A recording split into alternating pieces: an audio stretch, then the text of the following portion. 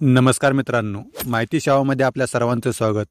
लाडकी बहीण योजनेअंतर्गत 1500 रुपये जुलै महिन्यापासून महिलांच्या खात्यावर जमा होत आहे. पहिले 2 हप्ते एकत्र, त्यानंतर उर्वरित 2 हप्ते एकत्र खात्यावर जमा झाले होते. त्यानंतर आता डिसेंबर पर्यंत 6 हप्ते महिलांच्या खात्यावर जमा करण्यात आले आहेत. ज्या महिलांना अजूनही योजनेचा लाभ मिळालेला नाही, त्यांचे अर्ज बाद झाले असावेत अथवा त्यांच्या कागदपत्रात काहीतरी गडबड असावी. त्यामुळे तुम्ही तातडीने ते शोधून काढा, नाहीतर तुमचा अर्ज बाद होण्याची शक्यता आहे. नव्या सरकारच्या पहिल्या मंत्रिमंडळाची बैठक पार पडली. त्यात लाडकी बहीण योजनेबाबत मोठा निर्णय घेण्यात आला आहे. केसरी आणि पिवळे रेशन कार्ड वगळता सर्वच अर्जांची पडताळणी होणार आहे. शिवाय वर्धा, पालघर, लातूर, यवतमाळ, नांदेड या जिल्ह्यांतून अनेक तक्रारी आल्या आहेत. त्यामुळे हा निर्णय घेतल्याचं तटकरे यांनी सांगितलं.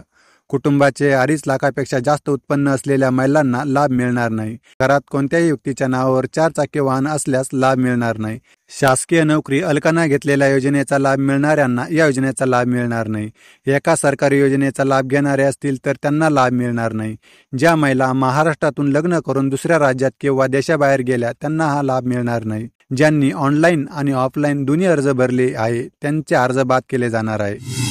मुख्यमंत्री लाडकी बहीण योजनेच्या लाभार्थ्यांची पडताळणी केली जाणार आहे. अखेर या चर्चांना आदित्य तटकरे यांनी पूर्णविराम दिला. नव्या सरकारच्या पहिल्या मंत्रिमंडळाच्या बैठकीत महत्त्वपूर्ण निर्णय घेण्यात आला. मुख्यमंत्री फडणवीस यांनी निवडणुकीनंतरच फेर पडताळणी होणार असल्याचे संकेत दिले आहेत. महिला व बालविकास मंत्री आदिती तटकरे म्हणाल्या की आयकर आणि परिवहन विभागाकडून आम्ही माहिती मागविली आहे.